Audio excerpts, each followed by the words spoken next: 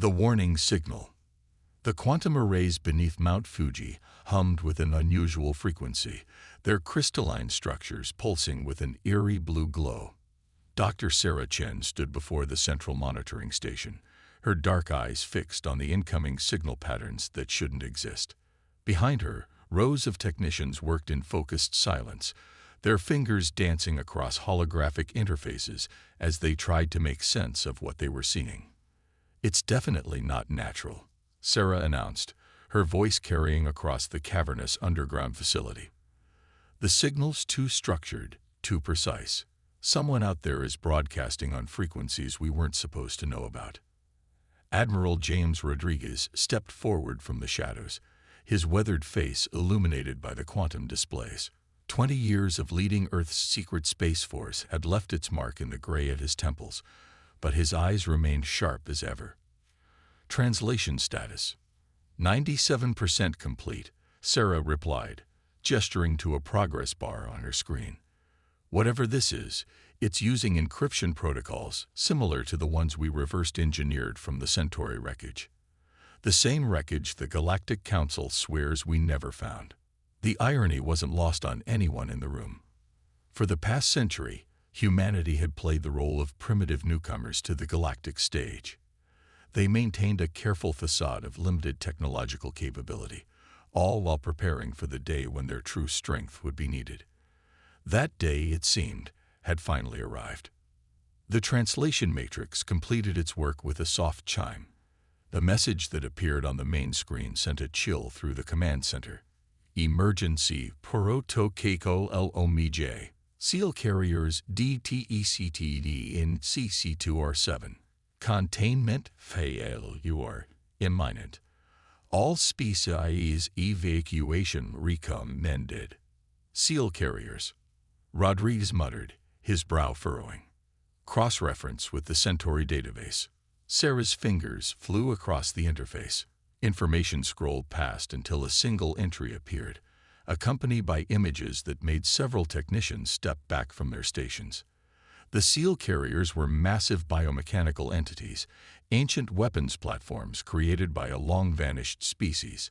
They traveled through deep space in dormant states, awakening only when they detected sufficient technological advancement in a sector. Their purpose: to test civilizations and destroy those they deemed unworthy. "The Council knows about these things," Sarah said, her voice tight with controlled anger. "They've known all along. That's why they've been suppressing technological development in newer species. They're trying to stay under the carrier's notice." Rodriguez's jaw clenched. And now, their strategies failed. How long until the carriers reach populated space? Based on their velocity. Sarah paused, double-checking her calculations. 72 hours until they reach the Arcturus colonies. The Council races don't have anything that can stop them. Their military technology has stagnated from centuries of artificial suppression. But we don't have that problem, do we? Rodriguez allowed himself a grim smile. "Send the activation codes to the fleet. All ships, all stations. It's time to show the galaxy what humans can do when we're backed into a corner." Deep beneath the Pacific Ocean, in caverns that didn't exist on any official map, lights began to come on. Massive ships stirred to life. Vessels that combined the best of human innovation with carefully studied alien technology. Unlike the standardized designs used by Council races, each human ship was unique, a testament to humanity's endless drive to improve and adapt. The flagship of the fleet, the HS Prometheus, was a marvel of engineering that would have given Council scientists nightmares. Its quantum-entangled power core fed energy into systems that shouldn't have been possible for centuries according to official Council technology guidelines. Its hull was lined with metamaterials that could adapt to different types of weapons fire, learning and evolving during battle. Captain Maya Patel stood on the Prometheus's bridge, watching as her crew took their stations. They were an elite group, chosen not just for their skills, but for their ability to think creatively under pressure. Every one of them knew the stakes. Humanity's carefully maintained mask of primitive technological development was about to be shattered forever. "All stations report ready." announced Commander David Chen, Sarah's brother, and the ship's XO. The rest of the fleet is coming online. Quantum communications are green, stealth systems are engaged. Maya nodded, her dark hair reflecting the soft blue light of the bridge displays. Send word to command. The Prometheus and her battle group are ready for launch. It's time to show the galaxy that underestimating humanity was their biggest mistake. As the massive undersea doors began to open, Maya thought about the irony of their situation. The Council had dismissed Earth as a death world, too harsh and dangerous to produce a truly civilized species. They never understood that surviving on such a world had made humanity stronger, more adaptable, and more innovative than any species raised in carefully controlled environments. The SEAL carriers were about to learn that lesson the hard way. All hands, Maya's voice rang through the ship's communication system. Prepare for emergency ascent. Today we stop hiding who we really are.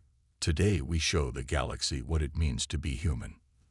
The Prometheus rose from its underwater berth, water cascading from its gleaming hull as it broke the surface. Above, the stars waited, and somewhere among them, an ancient threat was about to discover that humanity was far more dangerous than anyone had suspected. Operation Thunderbolt. The Galactic Council's emergency session erupted into chaos as the first images of Earth's fleet appeared on the central holographic display. The massive chamber, usually a model of decorum, now buzzed with a mixture of fear and outrage as representatives from hundreds of species tried to process what they were seeing. Impossible, thundered Ambassador Cathax of the Vorathi Imperium, his crystalline form flickering with agitation. These readings cannot be accurate. The humans are barely past primitive rocket technology.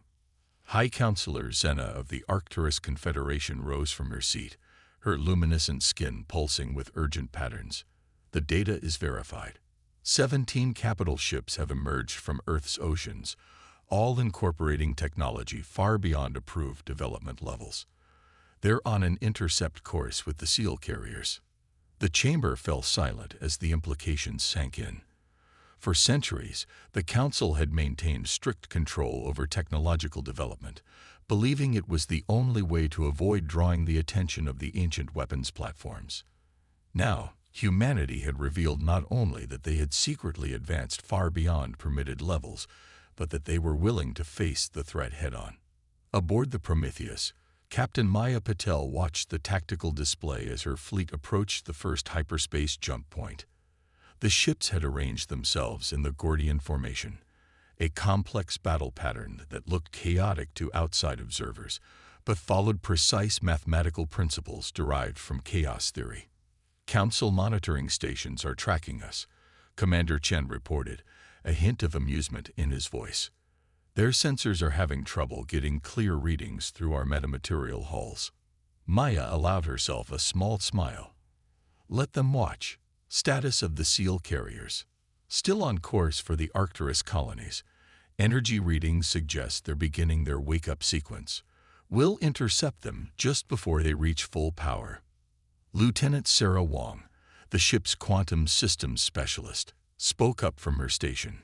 Captain, we're receiving a priority transmission from the Council. They're demanding we stand down and submit to immediate technological inspection. Send them our prepared response, Maya ordered. The message was brief. Humanity respectfully declines. We suggest you evacuate the colonies in our path and prepare to observe what a species from a death world can really do. The fleet's first hyperspace jump was nothing like the conventional FTL travel used by Council ships. Instead of the standard tunnel effect, the human vessels seemed to fold space around themselves, using principles that the Council's scientists had dismissed as theoretically impossible. They emerged deep in Arcturus space, cutting weeks off the normal travel time. The SEAL carriers were visible now, massive constructs of living metal and crystalline energy matrices, each one larger than a small moon.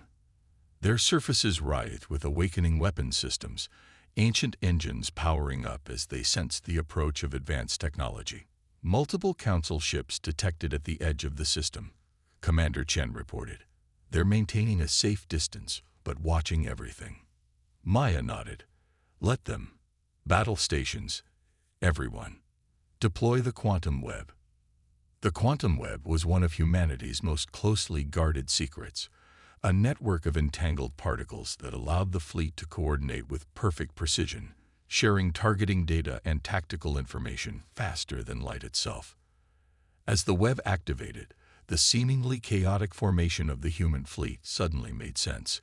Each ship was positioned to support the others in ways that would only become apparent once the battle began. The first SEAL carrier detected their approach and responded with a weapon that had decimated civilizations in the ancient past, a beam of pure entropy that should have caused any matter it touched to break down into its component particles.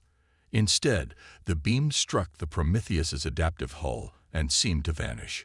Hull adaptation successful, Lieutenant Wong announced triumphantly. The metamaterials have analyzed the weapon's signature and reconfigured to reject its effects, sharing data with the rest of the fleet now. Maya leaned forward in her command chair. Return fire. Show them what happens when you corner a species that evolved fighting for survival every single day. The human fleet's response was devastating.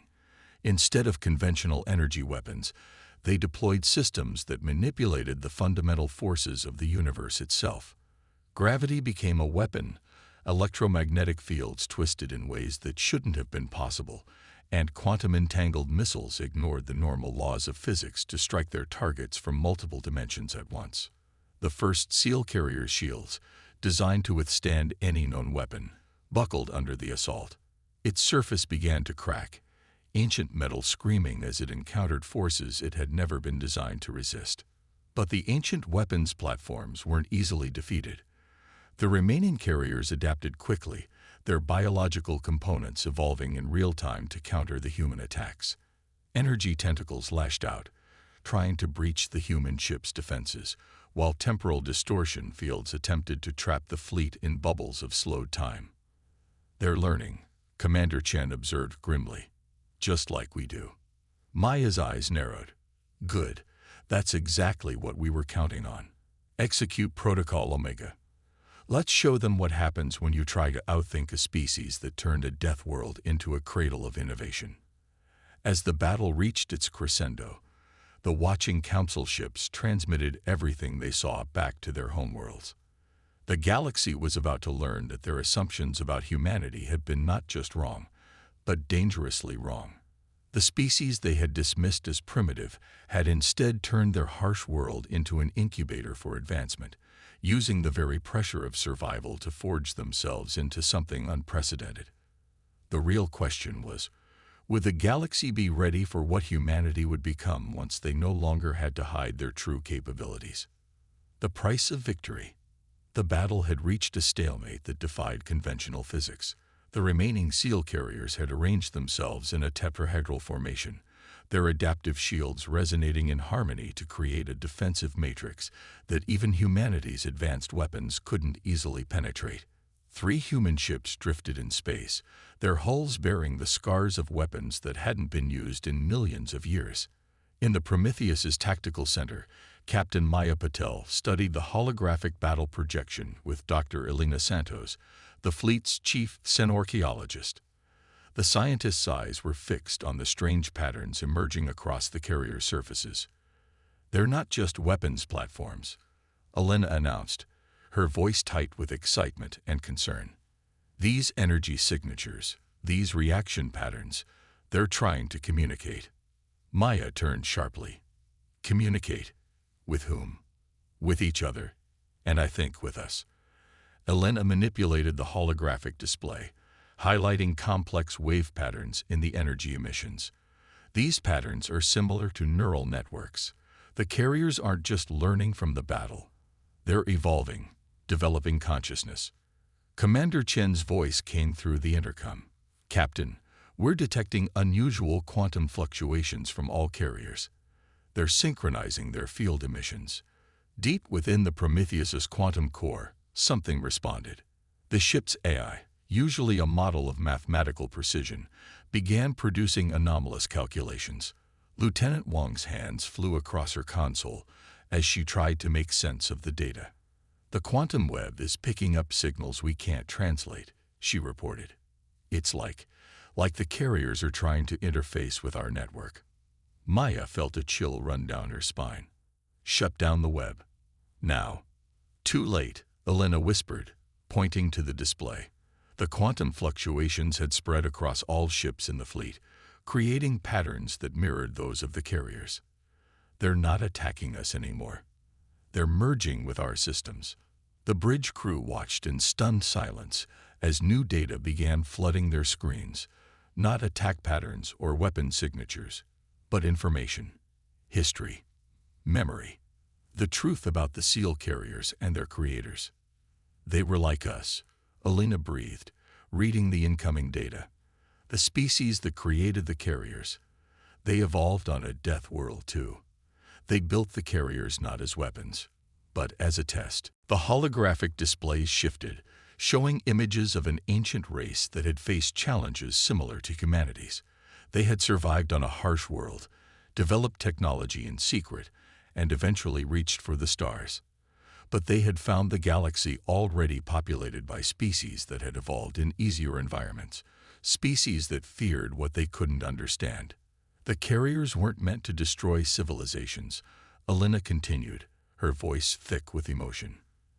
They were meant to find others like their creators, species that had been forged in the crucible of survival, species that could handle the truth.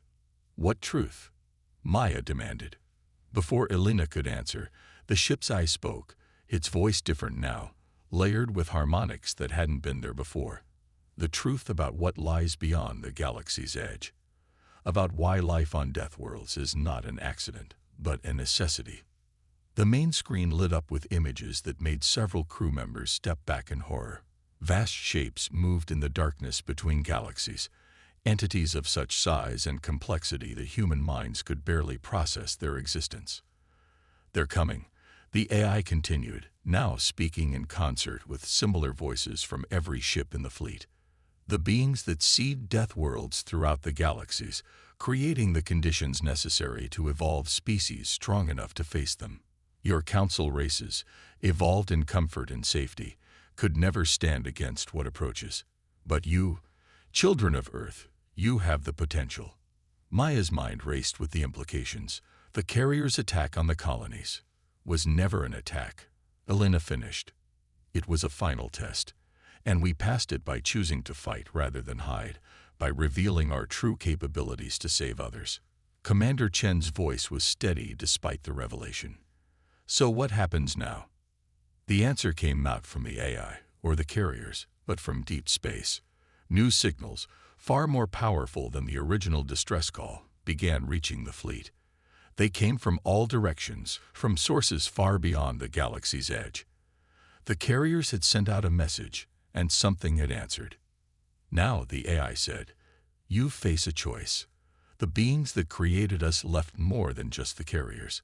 They left weapons, technology, and knowledge, gifts for those who would prove themselves worthy. You can claim these gifts, but doing so means accepting a responsibility that will change humanity forever. Maya looked at her crew, seeing the same mix of fear and determination in their eyes that she felt in her heart. They had come here to save the Arcturus colonies, but they had found something far bigger, a truth about humanity's place in the cosmos, and a destiny that none of them could have imagined. The council races won't be ready for this, Commander Chen noted. No, Maya agreed. They won't. But that's why we're here. She straightened in her chair, her decision made. Send word to Earth.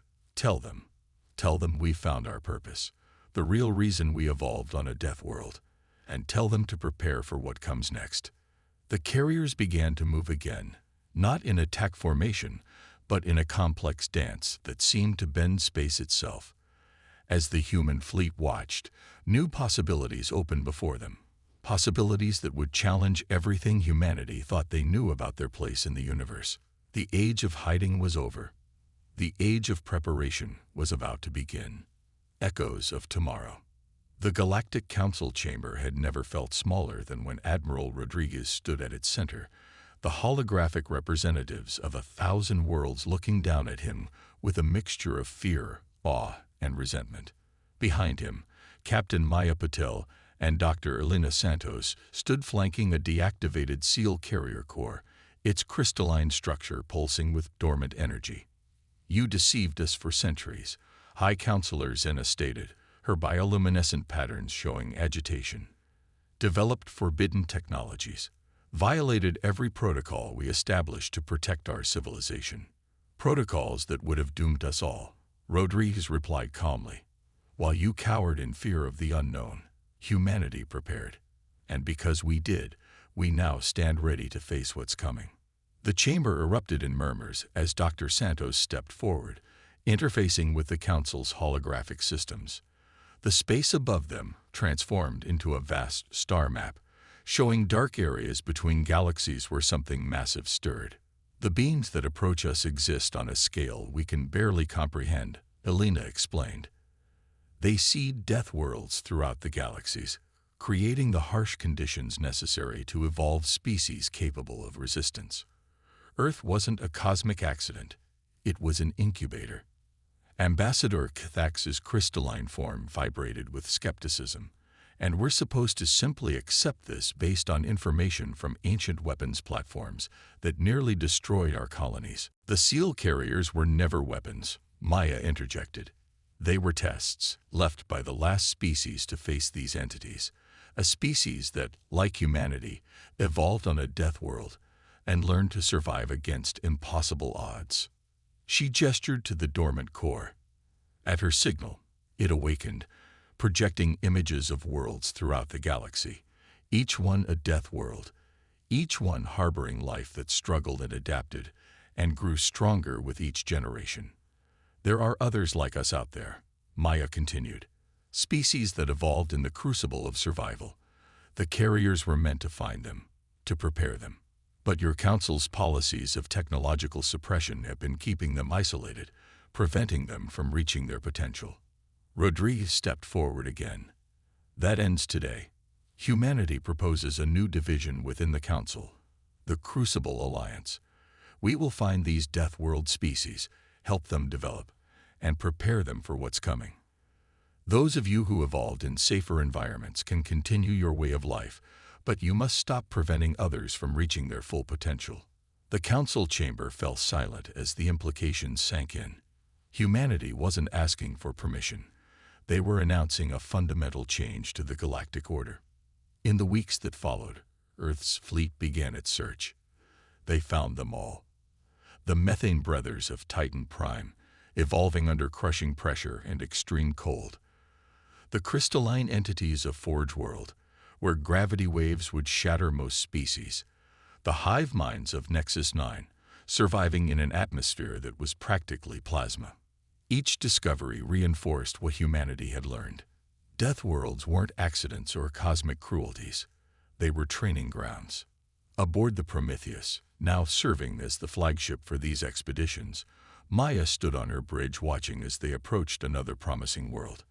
The ship's quantum systems, enhanced by knowledge from the carriers, could now detect the subtle signatures of accelerated evolution. "It's remarkable," Elena said, studying the readings of the planet below. "Their civilization is barely industrial, but their potential, their genetic structure shows signs of the same adaptability we have. Given the right guidance, we'll help them reach that potential," Maya finished, "just as we'll help all the others." She turned to Commander Chen. "Status of the Crucible Alliance fleet. The first joint ships are already under construction," he reported. "The Forge Worlders' crystalline technology meshes surprisingly well with our quantum systems, and the Titan Prime engineers, their understanding of exotic matter is decades ahead of ours." Maya nodded, satisfaction evident in her expression. The Council races had feared Death World species would be too aggressive, too dangerous to trust with advanced technology. They had never considered that surviving in harsh conditions might teach the value of cooperation, of combining strengths to overcome greater challenges. The ship's AI, its consciousness now a hybrid of human innovation and carrier wisdom, spoke through the bridge speakers. "New signal detected from beyond the galactic rim. The entities are accelerating their approach." "How long?" Maya asked, though she already suspected the answer. At current velocity, 50 years, perhaps less. Maya's lips curved into a determined smile. Then we have work to do. She opened a channel to the entire ship. All hands, prepare for contact protocol. We have more siblings to find, and not much time to prepare them. As the Prometheus descended toward another death world, Maya reflected on how far humanity had come. They had hidden their true nature for so long, playing the role of primitive newcomers. Now they were taking their place as leaders, guides, preparing the galaxy for a threat most species couldn't even comprehend. The Council had called Earth a death world, thinking it an insult. They never understood that surviving on such a world had been humanity's greatest advantage. Now, that advantage would help ensure the survival of all sapient life. The real question was, when the entities finally arrived, would the combined strength of all Death World species be enough to face them? Children of the Crucible. 50 years had transformed the galaxy in ways none could have predicted. The Crucible Alliance headquarters, built into a repurposed seal carrier that orbited Earth, hummed with activity as representatives from 24 Death World species worked together in harmony. What had begun as humanity's initiative had evolved into something greater, a brotherhood of survivors, each bringing their unique strengths to face the coming storm. Admiral Maya Patel, her hair now streaked with silver, but her eyes as sharp as ever, stood before the grand observation window. Behind her, the latest breakthrough in their combined technology underwent its final tests. The quantum crystalline matrix, developed by human scientists working alongside Forge World engineers, pulsed with possibilities that defied conventional physics. The early warning network is picking up massive distortions at the galaxy's edge, reported Dr. Elena Santos, now the Alliance's chief of xenoscience. Age had bent her frame, but decades of studying the ancient knowledge left by the carriers had given her insights that bordered on the mystical. They're coming, Maya. Sooner than we predicted. Good, Maya replied, surprising the younger officers present. We've spent 50 years preparing. Time to see if we got it right. The Alliance's combined fleet was unlike anything the galaxy had ever seen. Ships designed by Death World species working in concert, each vessel incorporating technologies that seemed to break the laws of physics. The methane-breathing engineers of Titan Prime had revolutionized propulsion systems. The crystalline entities of Forge World had transformed shield technology. The hive minds of Nexus 9 had created targeting systems that operated on multiple dimensional planes simultaneously. And humanity. They had done what they did best, taken all these innovations and found ways to make them work together that none had imagined possible. Commander Lisa Chen, David Chen's daughter, approached with a data tablet. Final reports from all Alliance worlds are in. Defense grids are at full power. Civilian populations are secured in the deep shelters. The Council races have accepted our offer of protection, though some still protest our methods. Maya nodded, remembering the decades of tension as the Alliance had forced change upon a galaxy that resisted it. Some called them warmongers, paranoids obsessed with a threat that might never come.